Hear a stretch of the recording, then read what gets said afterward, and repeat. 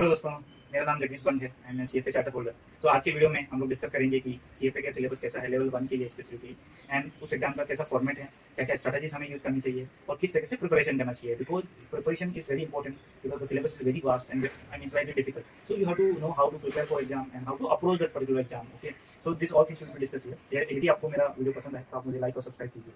Okay, सो topics हम देखिए तो इसमें 10 टॉपिक्स होते हैं: ethics and quantitative methods, economics, financial reporting and analytics, corporate issues, equity investments, fixed income, derivative, alternative investments, and portfolio management. Okay, अभी ये exam में क्या अलग है जो कि बाकी एग्जाम से यूजुअली इंडियन एग्जाम्स होते हैं या दूसरे एग्जाम होते हैं डिफिकल्ट अलग है। तो इसमें basically the weightage of each topic is different. Okay, some like जैसे ethics is most highly like weightage 15 to 20%। Okay, others FRA is 11 to 14%, equity is again 11 to 14, fix income is 11 to 14। तो आप देखेंगे कि ये चार topic का सबसे ज्यादा वेटेज है, बट बाकी टॉपिक्स का थोड़ा कम है, जैसे economics is 6 to 9%, derivative is 5 to 8%। Okay, तो ये हमें ध्यान में रखना है कि हर एक टॉपिक का कितना वेटेज है, उस हिसाब से हमें प्रिपेयर करना है। और हमें ये भी ध्यान रखना है कि सभी टॉपिक्स हमें क्लियर मतलब आई मीन क्लियर रहने चाहिए और सभी टॉपिक्स हमें अटेंड करना है। बिकॉज सीएपी एग्जाम का जो रिजल्ट है वो परसेंटाइल बेस्ड होता है, तो इसमें जो स्टूडेंट हाईएस्ट अटेंड करता है that will become like 100% and the others will be judged based on reference to that. तो अभी आपको ये भी ध्यान में रखना है कि सभी टॉपिक्स कवर होने चाहिए, but the weightage is higher so that you can score higher marks. तो आपको ये ध्यान में रखना है कि ये चार टॉपिक का ज्यादा वेटेज है, एट द सेम टाइम बाकी टॉपिक भी आपको अच्छे से प्रिपेयर करना है।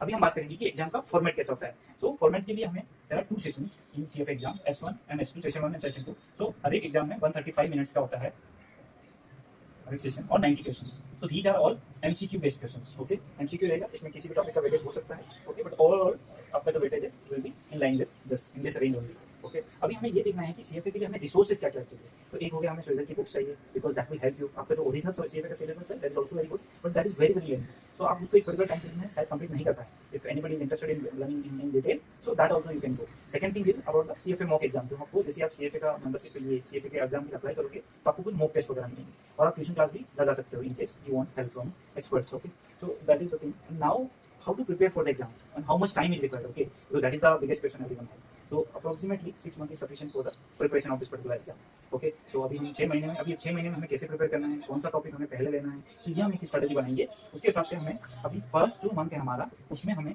पहले एथिक्स और इकोनॉमिक्स लेना है। अभी एथिक्स क्यों लेना है? Because ethics is a topic which has a higher weightage, but this is more of a like a theoretical I mean topic, जहाँ पे आपका कैलकुलेशन वगैरह नहीं होगा, पर आपको कुछ सिचुएशन दे देगी, उसका आंसर देना है। तो वहाँ पे आपको क्या है कि तो आपको जो कॉन्सेप्ट है वो पर्टिकुलरली याद रहनी चाहिए, एट द सेम टाइम आपके पास आपको क्लियर अंडरस्टैंडिंग होना चाहिए। तो इसके लिए आपको बार बार उस टॉपिक को रिवाइज करना पड़ेगा। तो इसलिए हम एथिक्स पहले स्टार्ट करेंगे, एथिक्स भी लेंगे, उसके साथ इकोनॉमिक्स भी लेंगे बिकॉज इकोनॉमिक्स थोड़ा ईजी सब्जेक्ट है, तो दैट आपका कॉन्फिडेंस एक बिल्डअप होगा। देन सेकंड में you will take the equity and corporate issues. Equity is highest weightage but is easiest comparatively.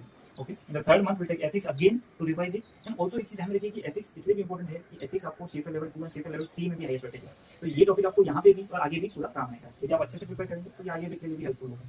तो एथिक्स के साथ हम फिक्स इनकम और डेरिवेटिव कर सकते हैं, ये थोड़ा डिफिकल्ट जा सकता है, सो दैट आप इसको अच्छे से प्रिपेयर कीजिए और यदि टाइम लगता है तो थोड़ा और टाइम भी यहाँ पे यूज कर सकते हैं। So in the fourth you have FRA and quantitative. Okay, in the fifth month ethics, alternative and portfolio management. Okay, so अभी एक चीज और है कि यानी कितना टाइम हमें पर डे लेना चाहिए। तो अकॉर्डिंग टू मी आप यदि अगर 2 घंटे हर दिन दे तो that should be sufficient. Okay, अब हर एक दिन 2 दिन कीजिए।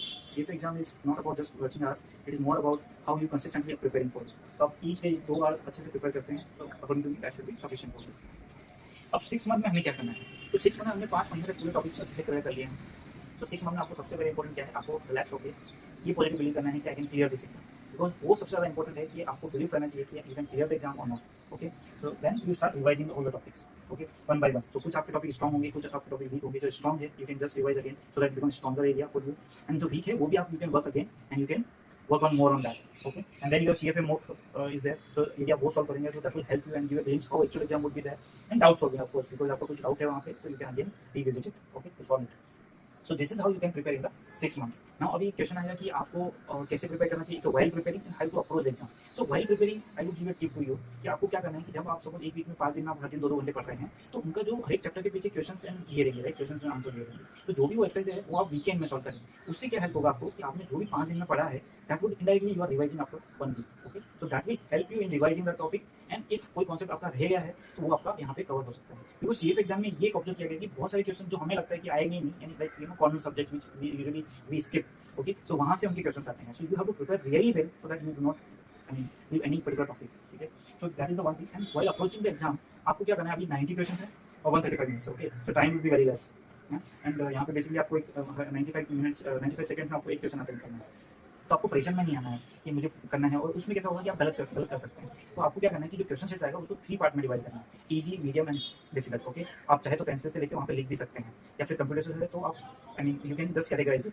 तो जो ईजी क्वेश्चन है, तो आप उसको पहले अटेम्प्ट करें, जो मीडियम काइंड ऑफ क्वेश्चन है वो आप सेकंड राउंड में अटेम्प्ट करें, और जो डिफिकल्ट है वो लास्ट में अटेम्प्ट करें। तो इससे क्या हेल्प हुआ कि यदि आपका डिफिकल्ट क्वेश्चन है उसमें आप इस पहले ही स्टक हो गए तो आपको बहुत सारा टाइम वेस्ट हो सकता है, और आप एक क्वेश्चन के पीछे बहुत सारा टाइम वेस्ट कर सकते हैं, और बाद में आपको पता चलेगा कि बाकी जो इजी क्वेश्चन थे वो आपका रहेगा। तो आपको क्या करना है, पहले जो इजी है, जो थ्योरेटिकल है, या आपको जो इजीली आते हैं वो आप पहले अटेम्प्ट कीजिए, एंड देन सेकंड राउंड में मीडियम टाइप कीजिए जहाँ पे थोड़ा टाइम लग रहा है but you are getting the solution, और डिफिकल्ट आप लास्ट में लेने दीजिए, and that also you can decide based on which topic you want to attempt more. Okay, so in last you can just see like कौन से topic में आपके question कम हुए हैं, वहाँ पे आप वो क्वेश्चन अटेम्प्ट कर सकते हैं।